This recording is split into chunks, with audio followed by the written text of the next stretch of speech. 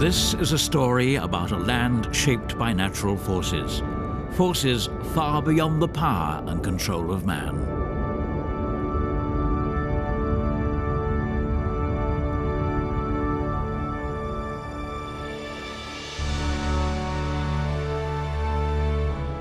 Tyrol was born from a collision of continents, a cataclysm that pushed together and piled up things once far apart.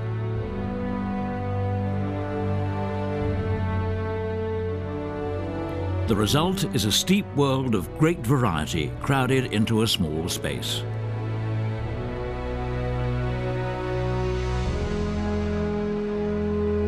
This is a land of the third dimension, the depth of a valley, the height of a ridge, its geographical direction, its position at the center or the fringe of the Alps, its inclination towards the sun, determines whether a bit of Tyrol is harsh or mild, barren or green, bone dry or overflowing with water.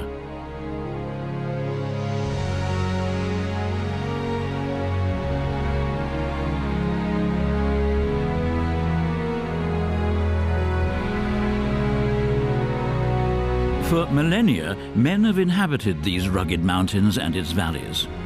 Why have they come here in the first place? What drew them into the Alps? What is the magic of these mountains?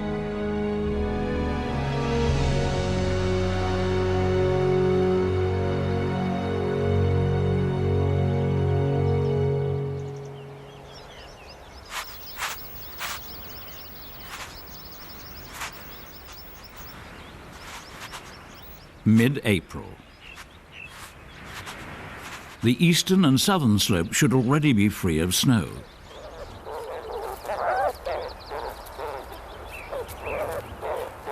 For 6 months, the marmots have not been in touch with their neighbors. Now it's time to catch up. When the snow stays longer than in normal years, the appetite for grass becomes an urge, and it's not the only one.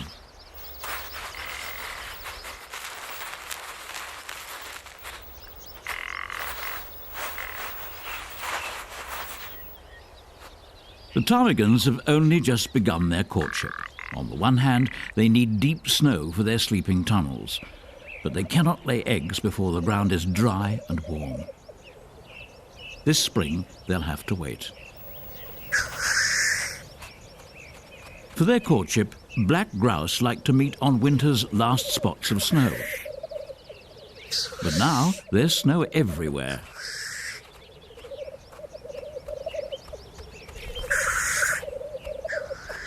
So this year, the males are still an exclusive club.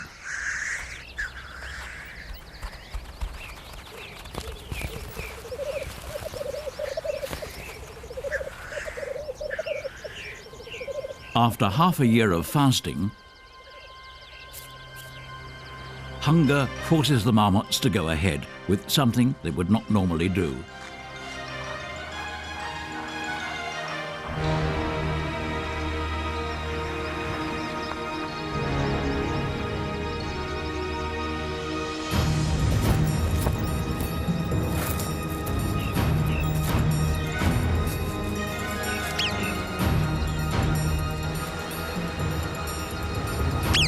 When one clan member sounds a warning, all the marmots will run for cover. But now the burrow is far.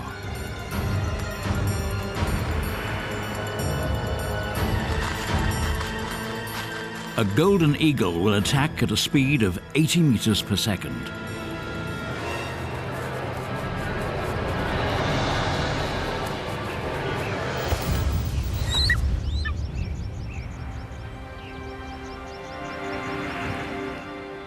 Fluffing a chance like that takes a real rookie.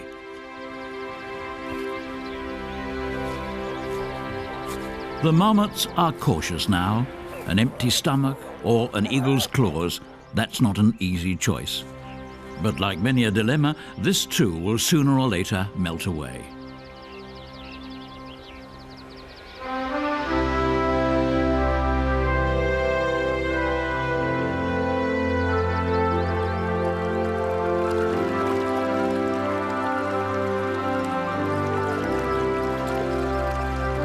Once alpine anemones begin to beckon to butterflies, crocuses open their chalices and millions of tiny creatures come scurrying towards the sun. Nature is quick to catch up for time lost.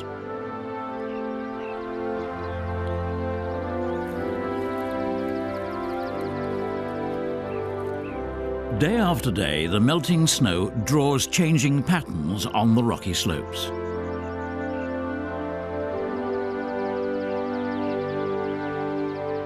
And suddenly, even the nights are mild.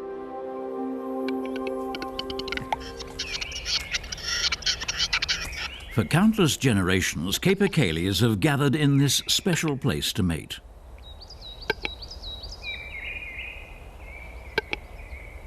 The cocks arrive in early April, but all the hens are mounted within just 2 weeks, around the beginning of May. The hens will only allow the alpha cock to mount them.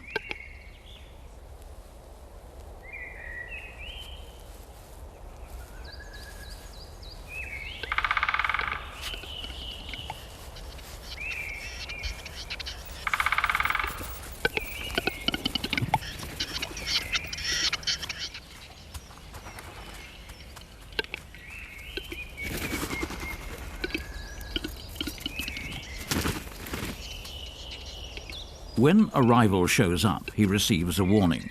The cocks know that the hens are not loyal to a particular male, but to his position, center stage. That is what they fight for.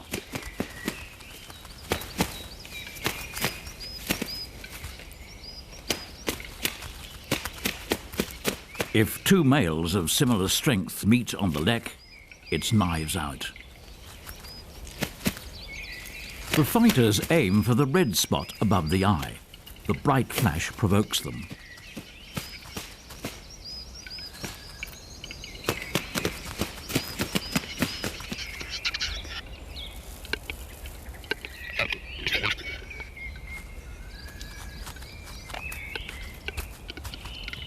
A young male sees his chance and approaches from the forest.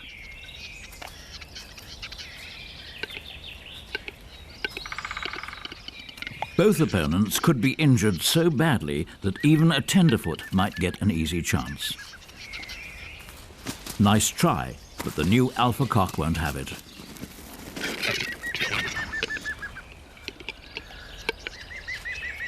After 3 years, the old alpha has lost his status, most likely forever.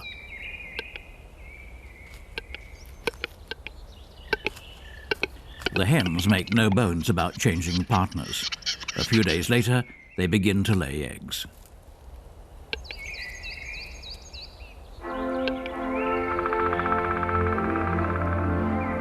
The high mountains are home to a great diversity of life. And for millennia, man has been part of it.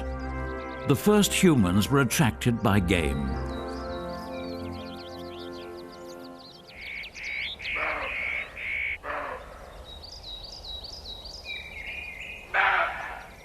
In spring, roebucks still in their winter coats come up above the timberline to claim summer territories and establish their ranking.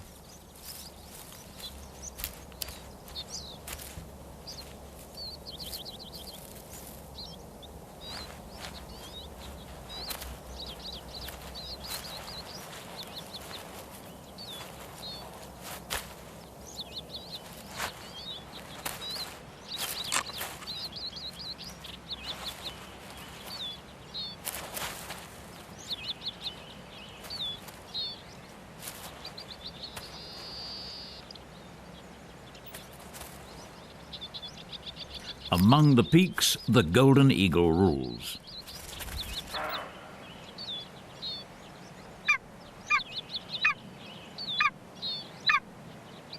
The young eagle is still tolerated in his parents' territory, but he can no longer expect their support. They are already busy raising the next generation. Just 1 of 5 young eagles will survive his first winter. In early spring, while he's still unskilled in hunting, he gets by on avalanche victims.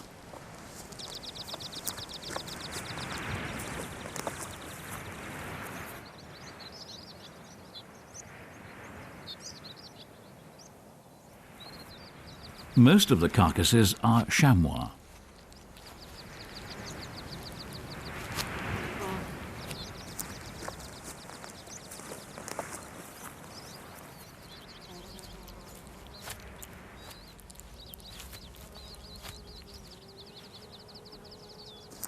The young eagle is not yet familiar with the visitor on two legs. Trying to lift a complete chamois, that's the self-assessment of a teenager.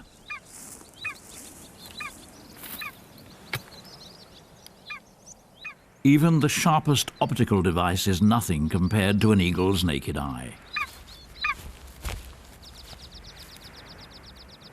The interest is mutual. The two will keep an eye on each other for years to come.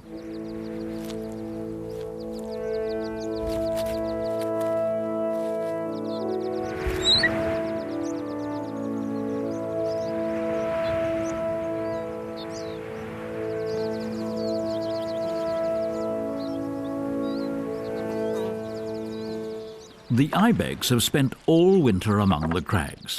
Now that they are shedding their winter coats, they look mangy.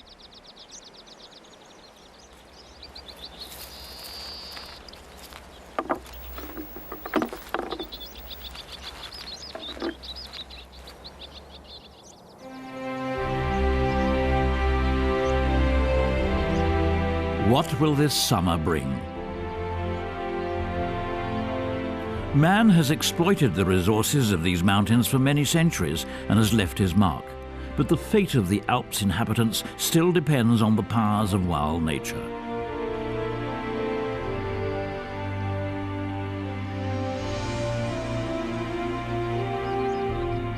Right now, on a mild and sunny early summer day, the Alps show their smiling, pretty side. Until mid-June, the melting snow in the corries and couloirs swells the mountain rivers. Until a few weeks ago, these waters were absolutely silent.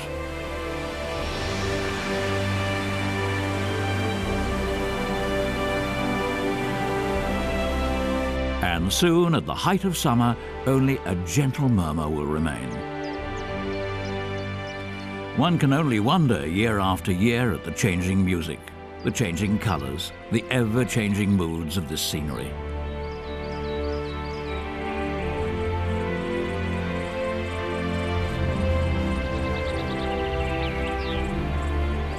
Lower down, halfway between mountain ridge and valley floor, the meadows stand high. Soon they will be ready for a heyday.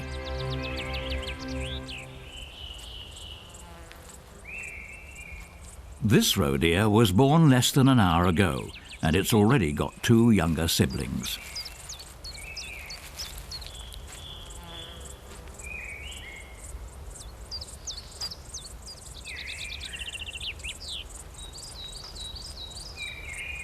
Since humans have cleared forests and created meadows, roe deer have profited from the open cultivated land, just like the hoopoe.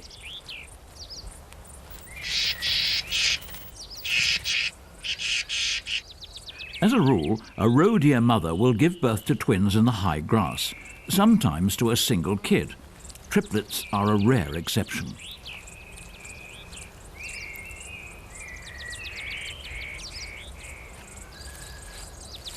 While the two younger ones suckle their first milk, the firstborn, still shaky on its legs, sets out to find a hiding place in the high grass. Within moments, it's gone, invisible to the eagle, without scent to the fox. The second sibling finds its own hiding place nearby.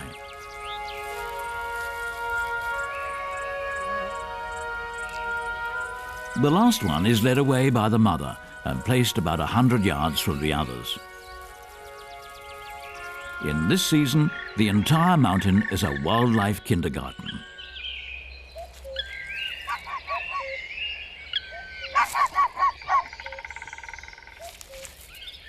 Foxes are born blind. They are 9 or 10 weeks old when they first leave their den.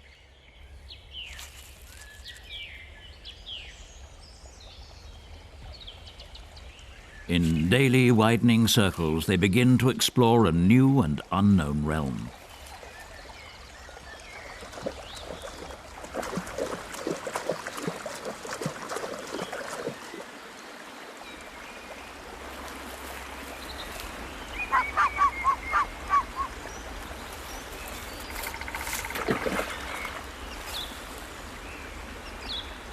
One can even learn from a foreign species, for instance, that the riverbank is not the end of the world.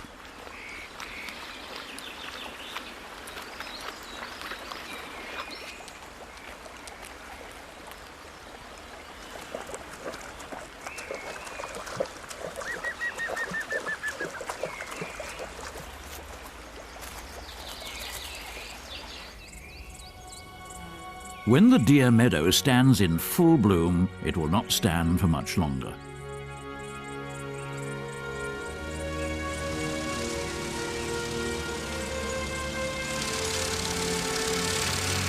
Even when the hay meadows were still cut by hand, it was easy to overlook a baby deer. The farmers take great care not to hurt young animals, but the perfect camouflage of a kid is quite effective.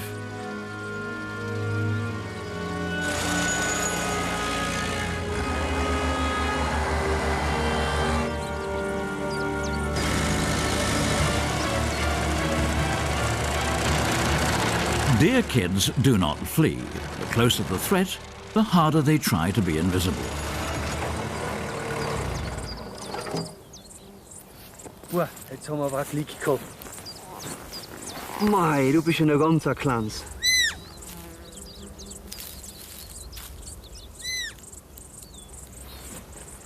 Deer kids must never be touched with bare hands.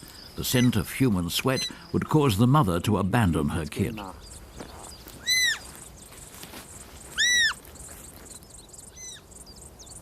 In spite of all precautions, some 1,000 casualties are reported each year, and that's just a fraction of the total toll.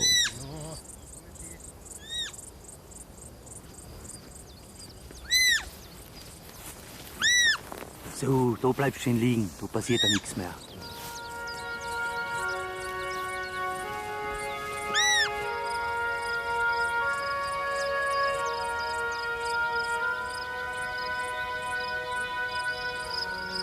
The safest method to protect young roe deer is this: inspecting the entire area on foot before mowing. Hunters often join in to help the farmers. The men suspect a second kid in the grass, and they want to find it before the mowing is continued. Fortunately, the mother has already led the third one to safety. In the southern alpine valleys, where the timberline lies above 2,000 meters, roe deer inhabit high altitudes.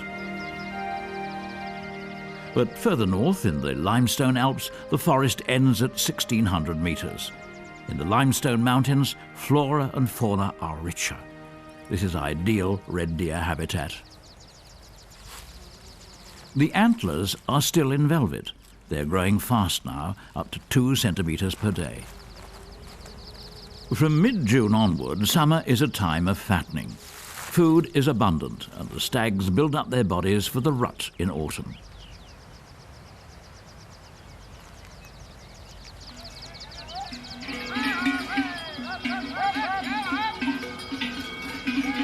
In the limestone Alps, domestic herds are driven directly from the valleys to the high pastures. Within a few days, the cattle spreads out and hardly interferes with the wildlife. The older individuals among the red deer are familiar with these annual visitors and will not leave their usual grazing areas. During summer, male and female red deer form separate herds and often graze quite far apart.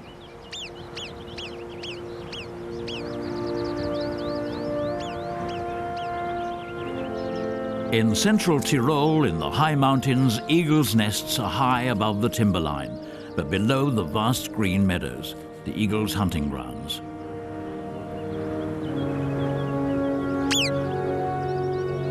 Eagles never hunt near their nests.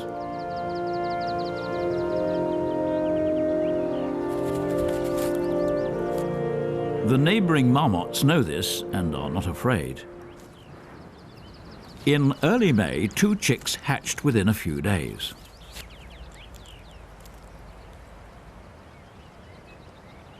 Both parents hunt and provide food, but only the mother delivers the prey to the young.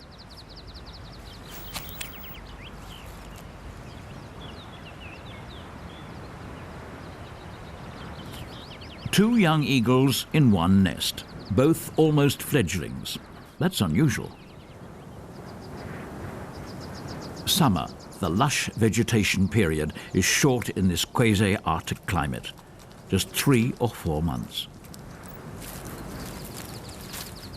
Marmots and ibex have to quickly build up their fat reserves to survive the cold part of the year. During the summer, marmots have to double their body weight while caring for their young.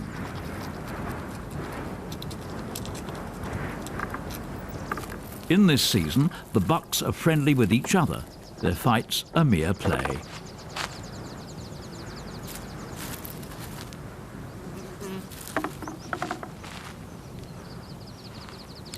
The Alps are a vast mountain range, but nowadays completely undisturbed areas, sanctuaries where large wild herds can withdraw, are few and far between.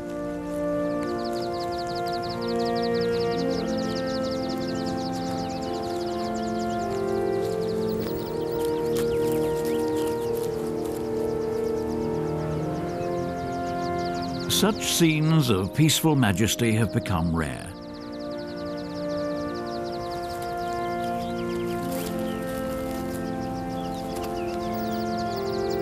To graze and ruminate, the animals need long, undisturbed periods each day. Disturbance means stress and often panic.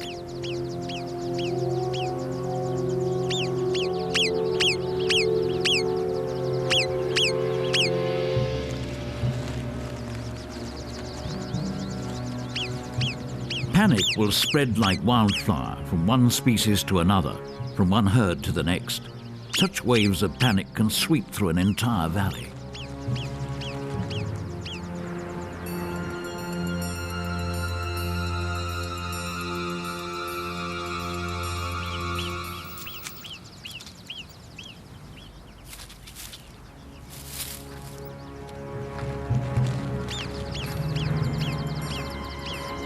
The feeling of freedom among the peaks may be exhilarating, but only for people who have no clue what they're doing when they leave recommended flying corridors.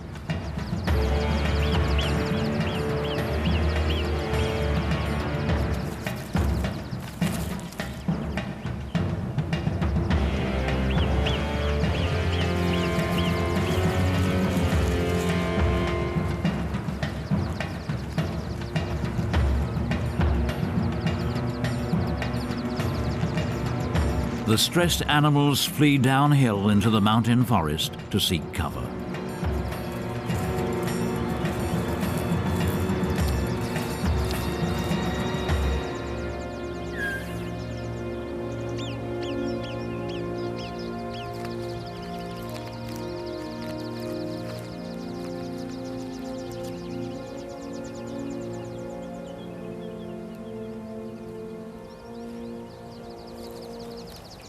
If this happens often, the animals will spend much time in the forest with far-reaching consequences.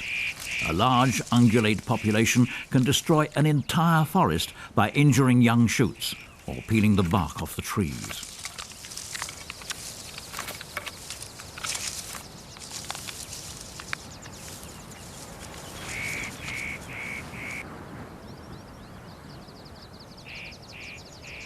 The mountain forest on Tyrol's steep slopes is a vital protection for the farms and villages below.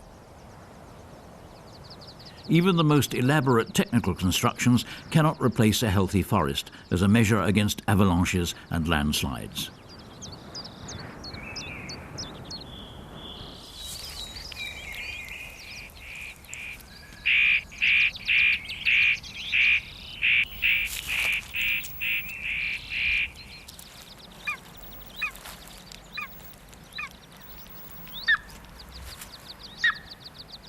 Relentlessly, the older sibling has been trying to push the younger one out.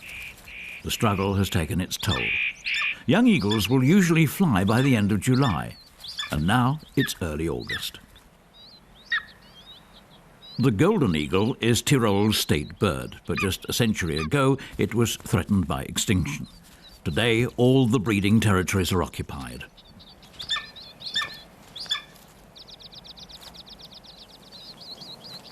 For days, this buck has been following the doe around. Once every 1 or 2 hours, they have been mating.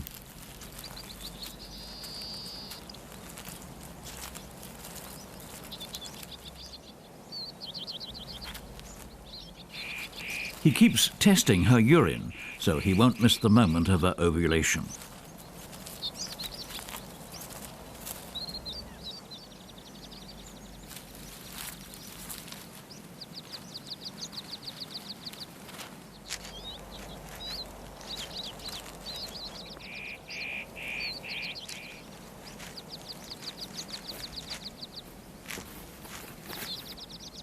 Roebucks mark their territory with the secretion from the base of their antlers and from their legs.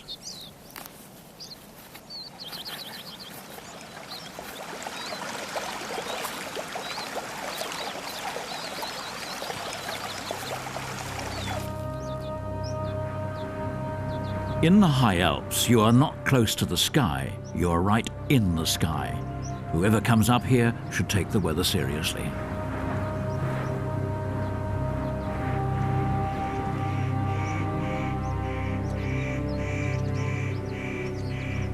Sepp, schau mal auf. Das Wetter passt mir nix. Du ziehst jemand da mal sein, schon gleich mal. Less than an hour ago, the sky was blue. The hunters are worried, and rightly so. Ja, aber jetzt wohl. Kommen wir zusammen. Climbing up here took hours. That'll be too long for the way back. A dry electric storm above the timberline is deadly.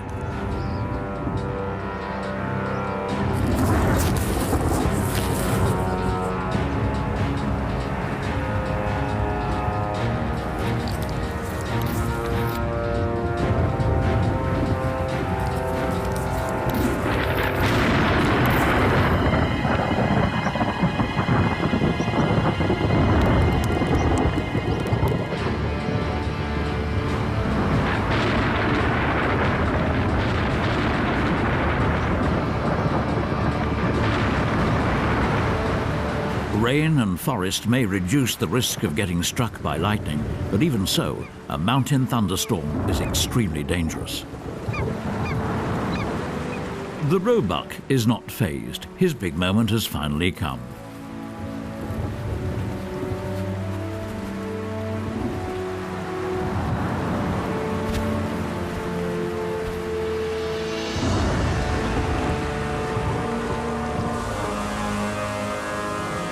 Huge volumes of water run off vast rock surfaces and are funneled through deep ravines. The thunder of these rush floods is not the sound of water. It's the sound of masses of rock debris that's washed into the valleys.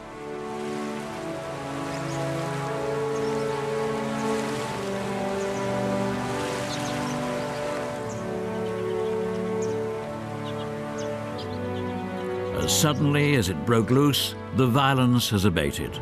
A cool, clear stillness lies over the land. Suddenly, the air is chilly. The last sun rays send a magic light, but no warmth.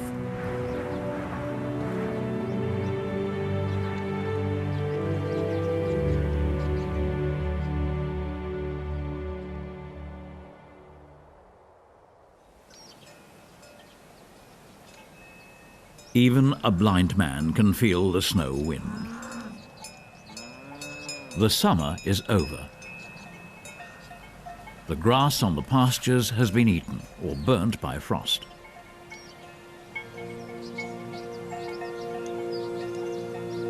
The eagle's nest is abandoned.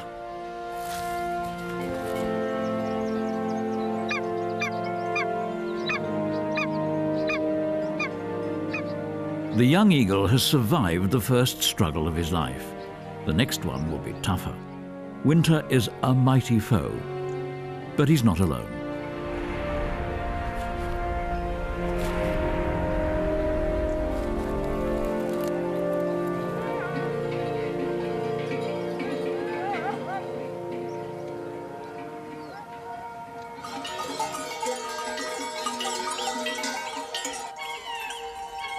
The enemies by birth have become partners.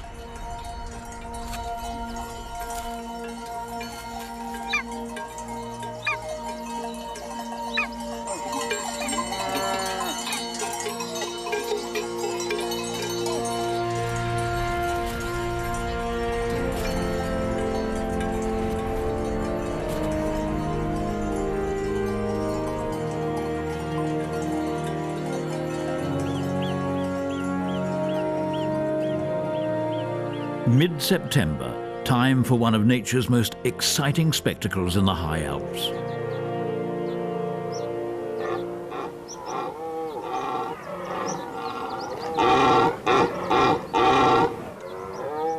From far and wide, the stags wander to the ancient arenas where the females are waiting. At the beginning of the rut, they're in great shape, fighting fit.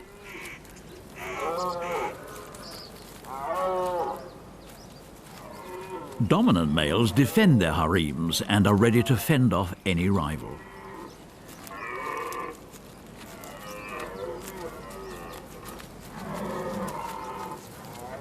This stag is powerful but past his prime. At age 13, his antlers already have fewer points. The lord of the arena. The ends of his antlers form a sweeping crown.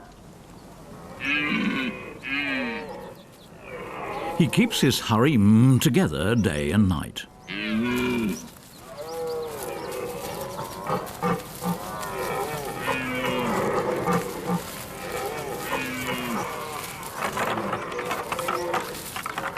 A brief test of strength is all it takes to decide who will pass on his genes.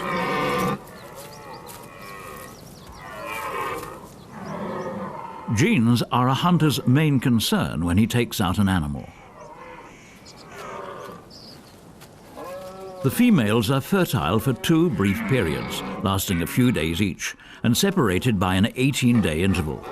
These 2 windows are what all the stags are waiting for.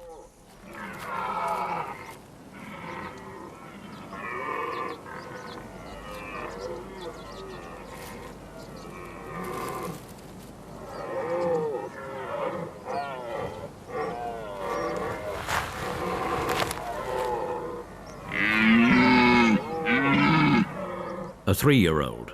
He had better not provoke the big stags. But too many of these intruders disturb the rutting ritual.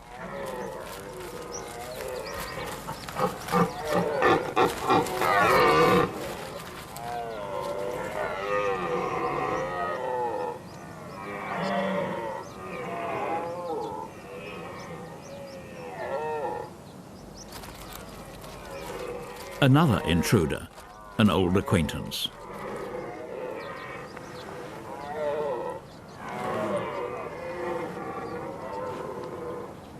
His slim antlers and his sinewy body tell that he has spent his entire life in the high mountains. For him, the days of keeping his own harem are over.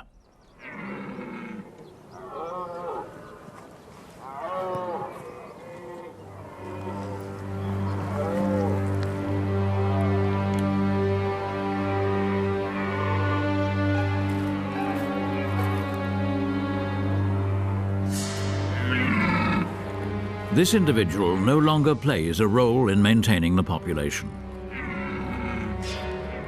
To enable a sure shot, the stag must be at the right distance and stand motionless for a few moments and at a good angle.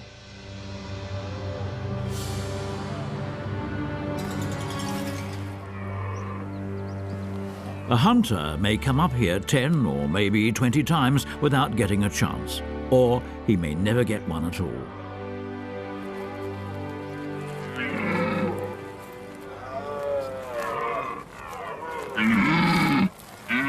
The alpha has shooed the old stag away and saved his life.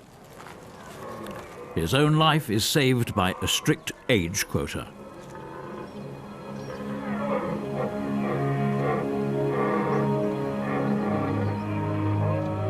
The once juicy meadows now look tired.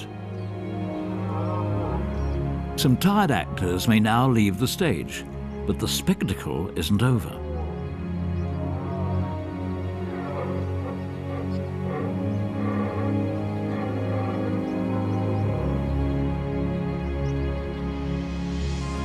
The night frost sifts the fog from the clear air.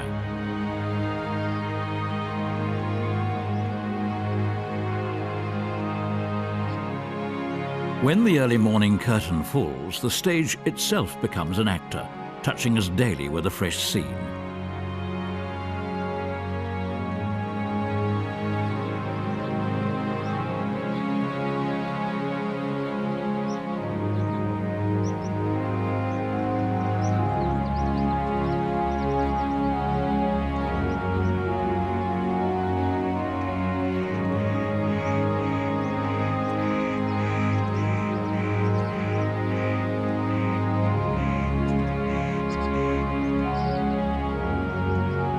Early November, the larch trees still haven't shed their golden needles.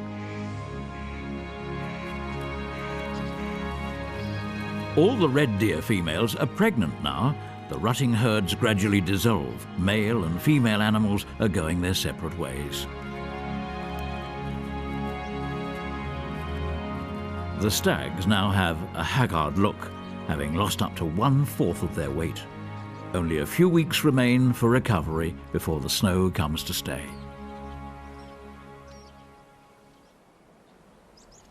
The ibex will spend the entire winter up here. The animals seem fit and ready for the harsh season.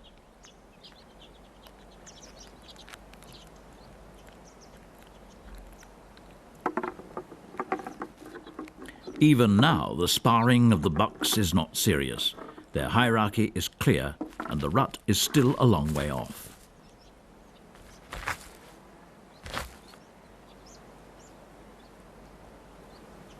But among the chamois, tensions are mounting.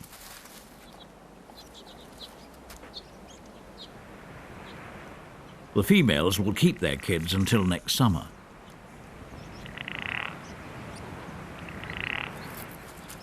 At age 4, the young bucks first participate in the rut.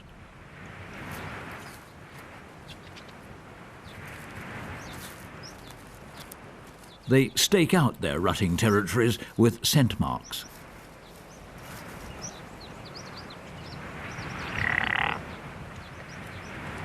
Raising the hair on their backs, the bucks make themselves look bigger.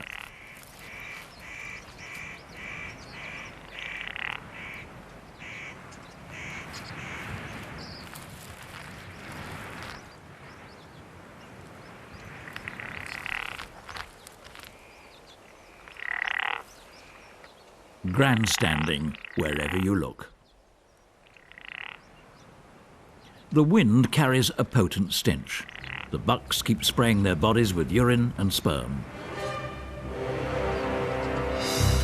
This perfume is provocative.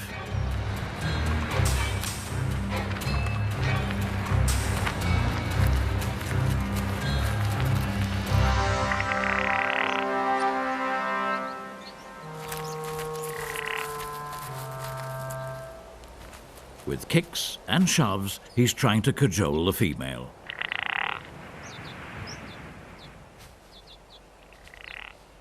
But she isn't ready. The pair needs 4 to 5 days and dozens of copulations before the decisive moment comes.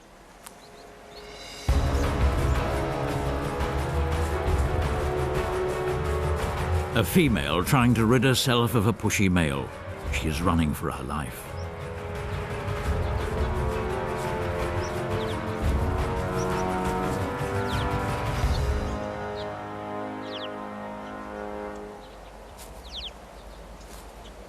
Fresh snow and cold weather do not cool the mood of rutting chamois. On the contrary, this is the hottest phase of the rut.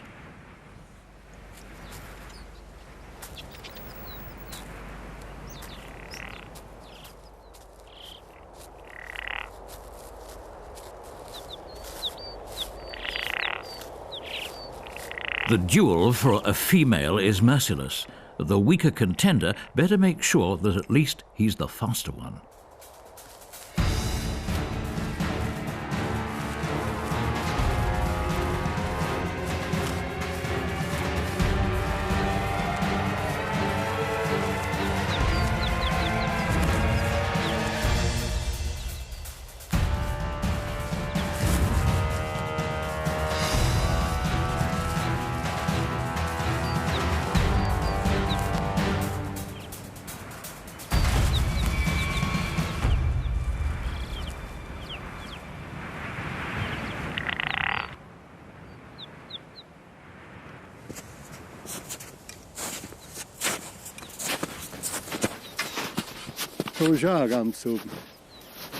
Elsewhere, hunting may be a sport. In the Tyrolean Alps, it's part of an ongoing coexistence of man and nature.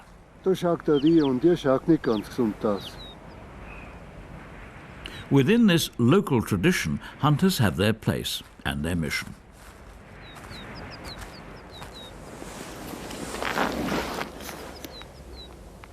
After the exertions of the rut, the chamois are weakened, and their resistance against diseases is diminished. The scabies could turn into an epidemic. It's been known to wipe out populations of chamois and ibex. Die Reide, die müssen wir schießen.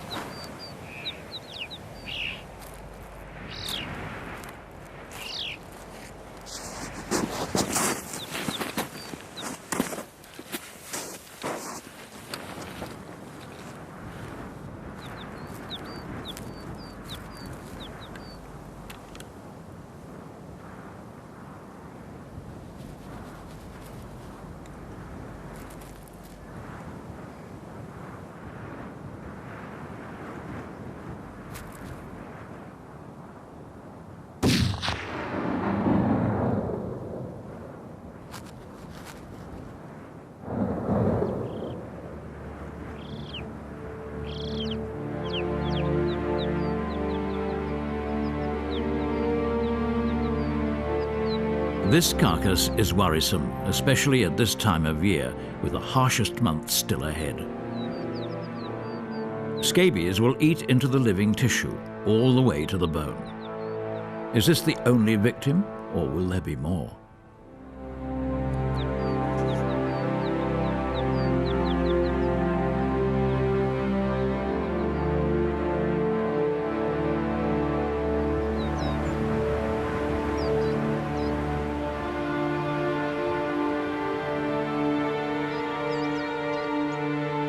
In the chamois habitat, various extremes add up. Extreme topography and extremes of precipitation along the northern fringe of the Alps.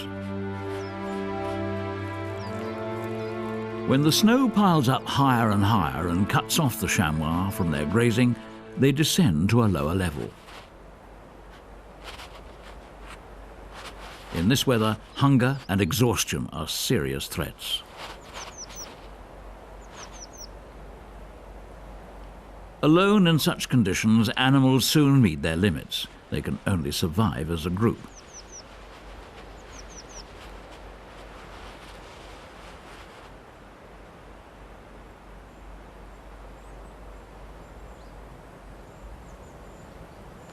Because humans have settled along the big rivers, cleared the wetland forests and cut off the old migration routes, the deer must spend the winter in the mountain forest. Even here, they would not survive without a helping hand.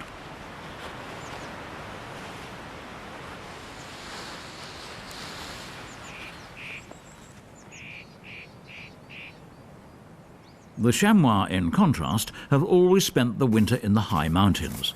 They remain fully active and survive even the harshest winter without help. Only during snowfall do they wander below the timberline.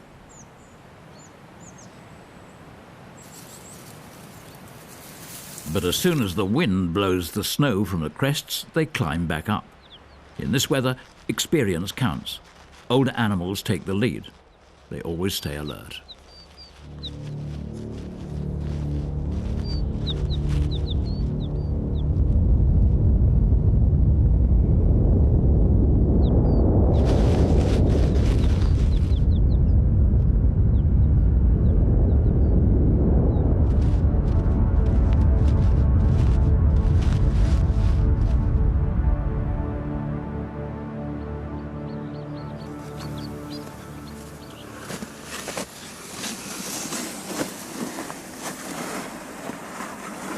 Feeding places can direct red deer and roe deer to areas where they cause lesser damage to the mountain forest.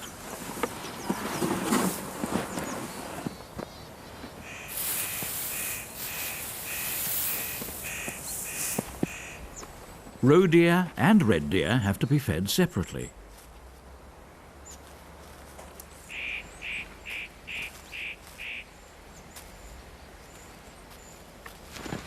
During the winter months, red deer need very little food. Fattening the animals now would be unnatural and unhealthy.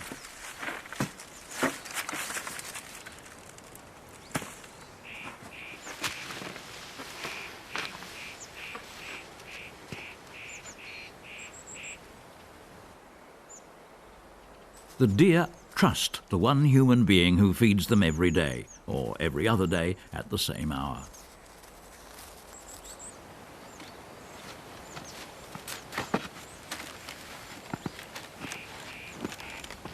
The animals are familiar with his scent and his voice. The presence of other people would send them into a panic.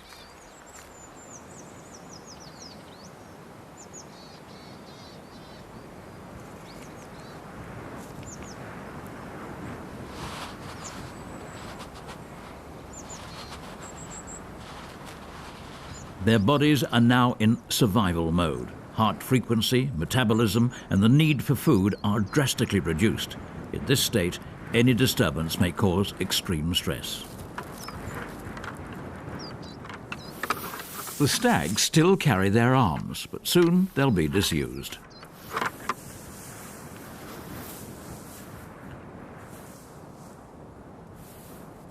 The roebuck's antlers are already in velvet. In a few days, they will be clean and sharp.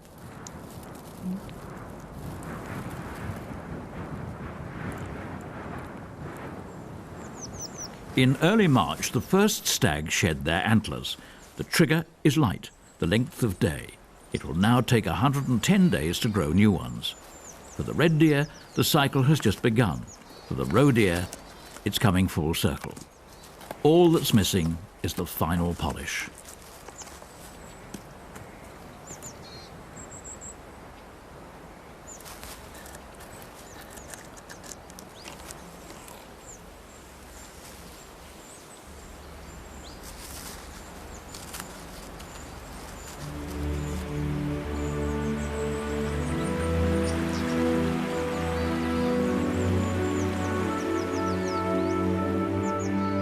Once the wild herds in the mountain forest have survived the winter.